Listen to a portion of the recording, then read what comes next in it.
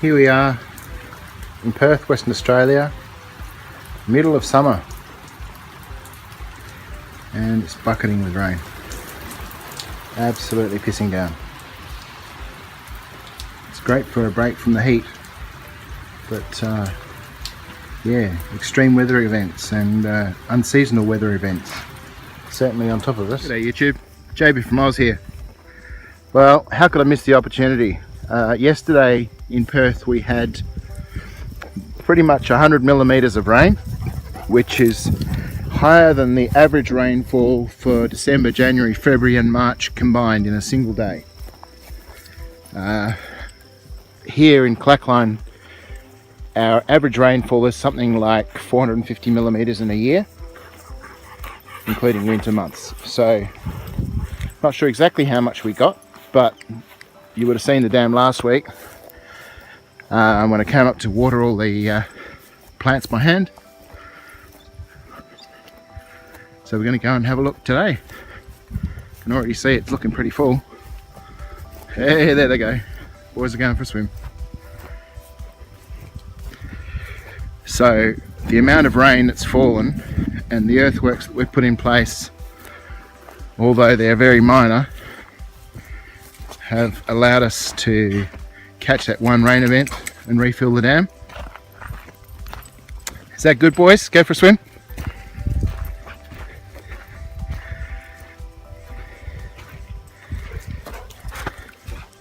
That's a beautiful sight. Good boy, Wade. Hey?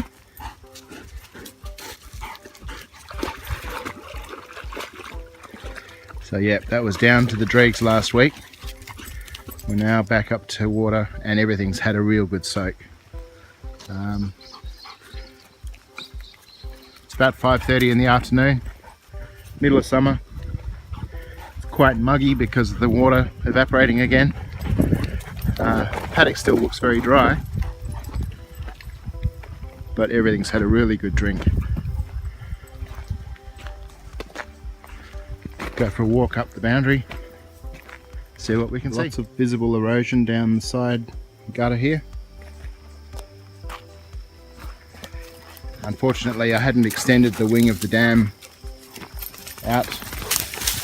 This is that swale extension to the dam that I spoke about last time. So all of this water just went straight down the hill, which is a bit of a shame. But as I say, the dam is full. Lots of deep erosion. Just again, there must have been some pretty massive flow of water for all this to have occurred since last week.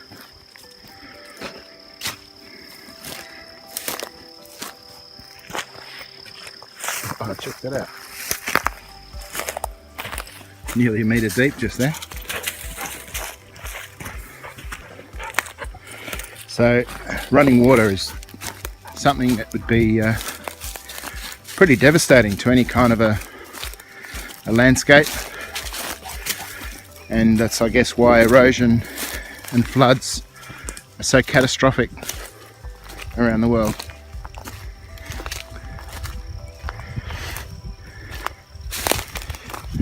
See different places where the water slowed down and dumped its heavier and lighter rocks. Amazing patterns.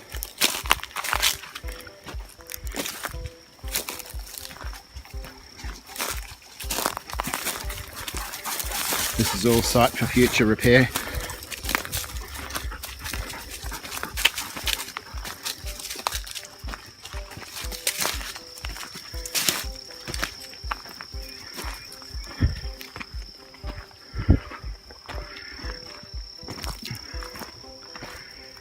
Up here where I did the crossover repair, there's some light erosion that's occurred.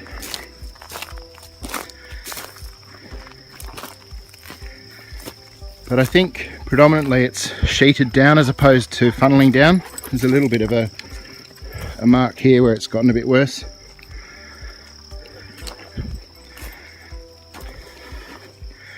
Some opportunities to pull water in again earlier, probably about halfway up this hill. Between the rainfall that happened yesterday and the bulk watering I did last week, these plants have now got another kick on. And look at that. All that roadside water has come through, caught on contour, just held to soak into my swales.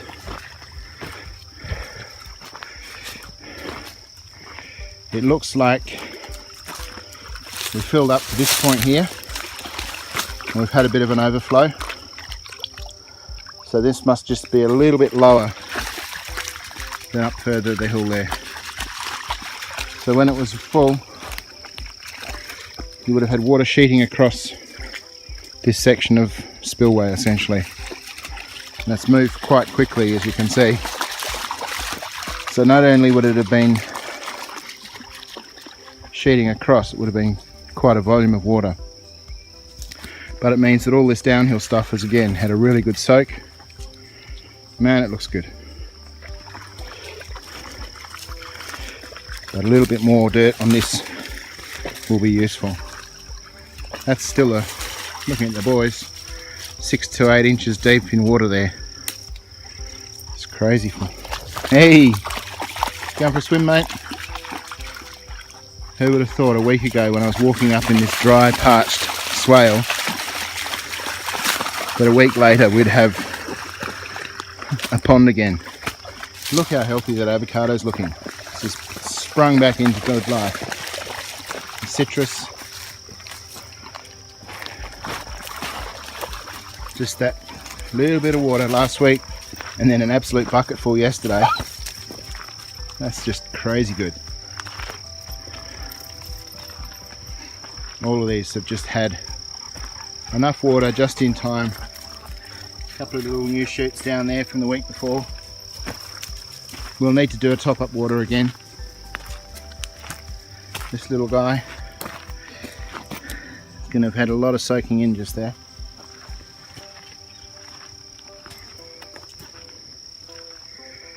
What an awesome, well-timed event. This kind of local stagnant water might be an issue if it stayed here for a long time, mosquitoes and so forth. It'll only be here for a day before it's gone. Little pomegranate.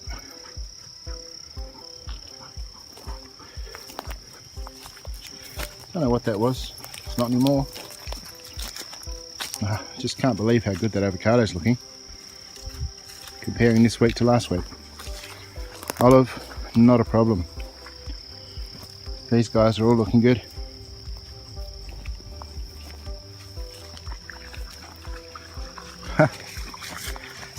Hey, check this out, we even got some flowers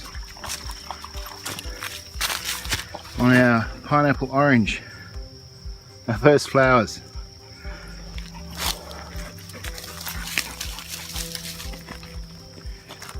Yep.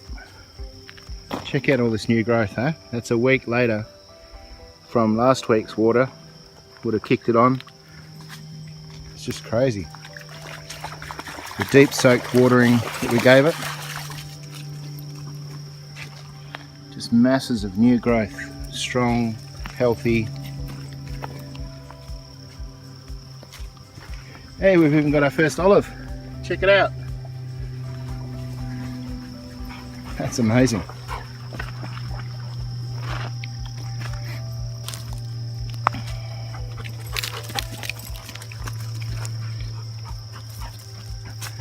Alright, well that's a big shot on the arm. Everything here is looking so happy. And so once we get through this year and into next year, these trees should have gotten down to the underground water supply, and they'll have a better chance of getting through a hot, dry summer next year. I also need to get some mulch in, ground cover, as a number of you have commented. But yeah, the ute's fixed now, so I can bring some stuff around from elsewhere on the property. Maybe get the backhoe in and dig some stuff up. I'm a little bit loath to undo one place to do another. Yeah, that looks great. Looking at the rain clouds overhead. We may still get some more rain out of this over the next day. Should be fantastic. This is a result of a cyclone, tropical cyclone that hit up north. It's come through.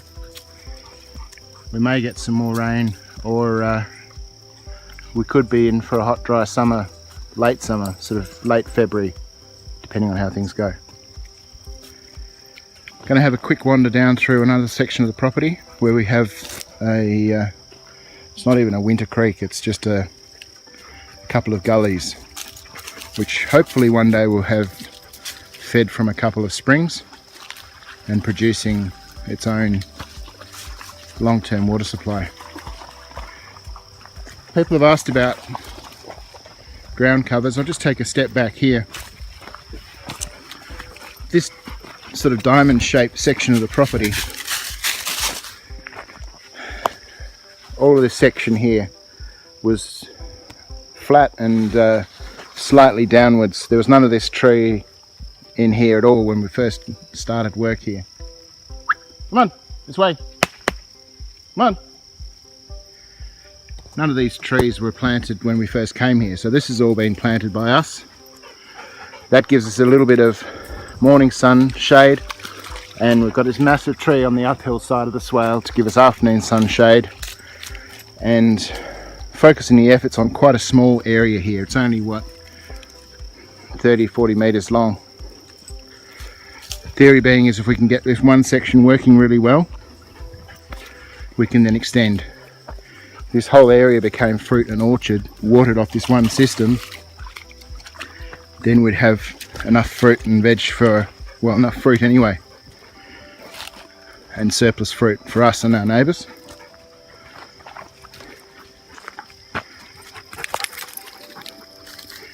And hopefully if we see this swale working as well as it is, that's going to stay in place for quite a while. Just got to fix this spillway. I want it to happen over that crest through there. It needs to spill over there and out into the paddock onto our next swale system.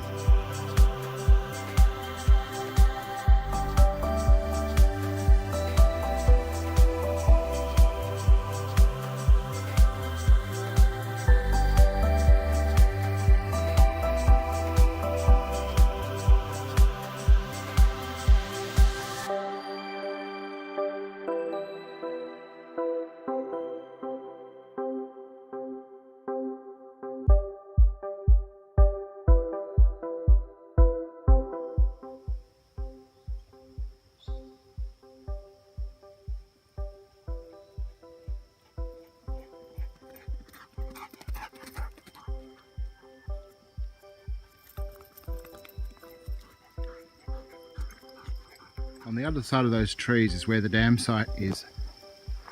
Most of this area is fairly flat and on contour with the edge of the dam, and I've done a survey through, and I believe the base of this tree gets pretty close to the top, like the level that we'd want to have a spillway at. So I'm thinking the option here is a bit of a dam wall across this section, and then a second dam down further. All of the silts and clays that will have been flowing down through here will be captured at the bottom of that rise. Come on! On this side here,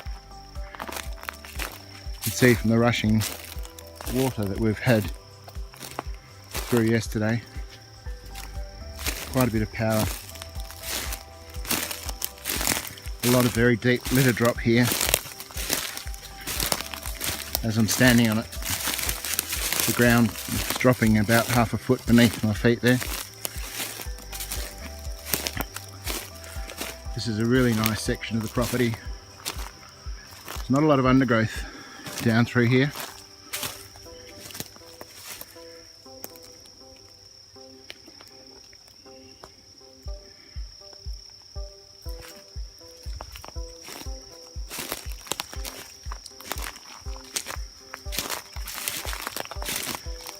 there's a split just through here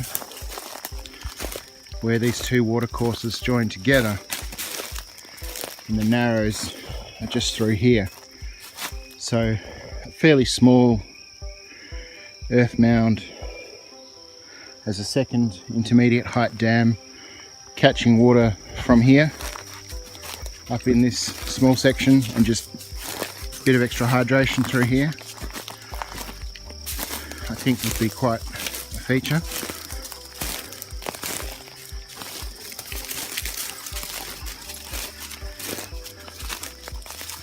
Quite bizarre the way this is just hollow, whether it's allopathic nature of the silver gums or quite what. A lot of grass tree on that side there.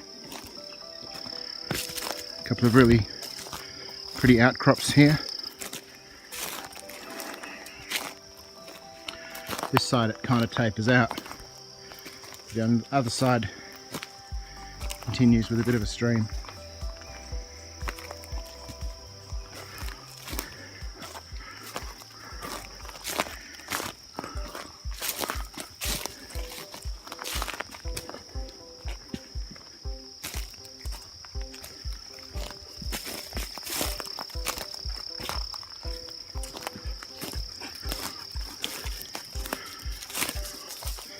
Some signs of water running over the flats here. That corner there of the block property is the same height as our far corner gate. So a swale running on contour all the way through, even with this feature in the middle, would essentially allow us to hydrate everything below that swale from that input.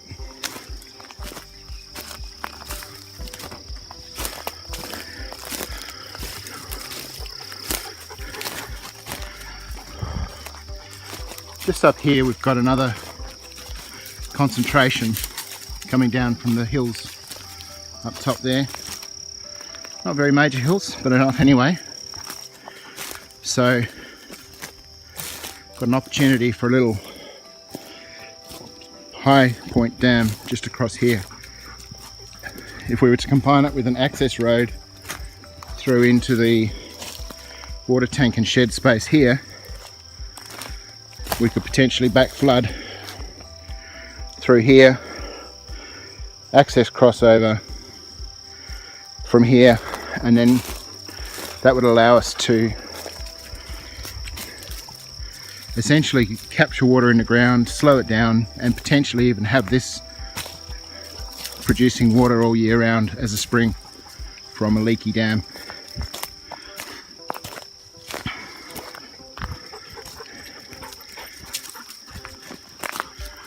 We've got the similar sort of channel occurring just over here.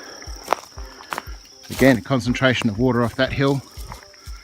Our water tank, which is at pretty much the highest point of the usable property on the, which is pretty much at the highest usable point on the property.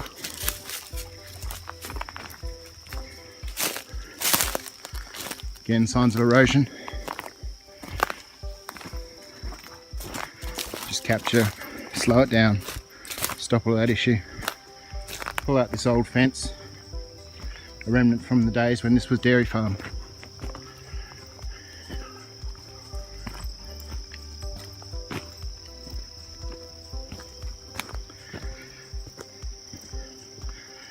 And here we have another swimming pool. There you go, Wade.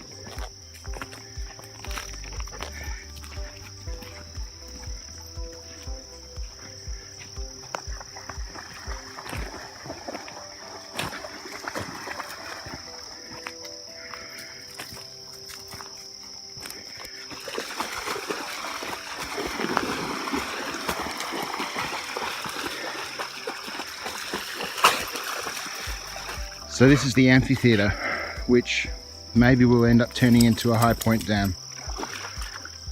It certainly served its purpose as an amphitheater quite well.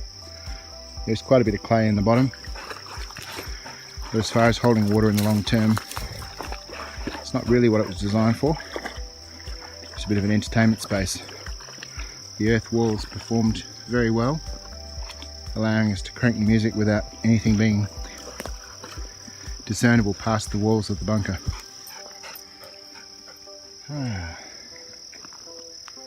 Well, that was a bit soul renewing. What do you reckon, Dribbles?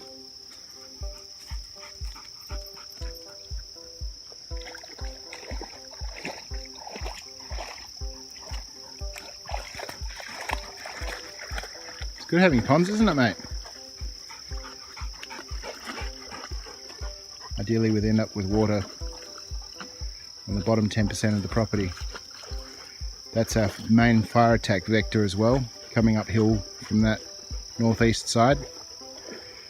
So that would all help to improve our resilience to a fire event coming up that hill. And as much water we have in the ground, distributed sprinkler systems so that we could wet important assets like the shed and the water tank house when we build one. All good fun. All part of the plan. Here's a quick view of my neighbour's swale across the road. His fruit trees are a little bit more established. Soaked in pretty much here though. I've got a low res photo of this that I'll tack on. But yeah, all looking pretty good. That's a Tipuana when it's angry. Chop and drop mulch, lots of shade, really fast growth, and good stabilisation as well. Future prospects. Looks great.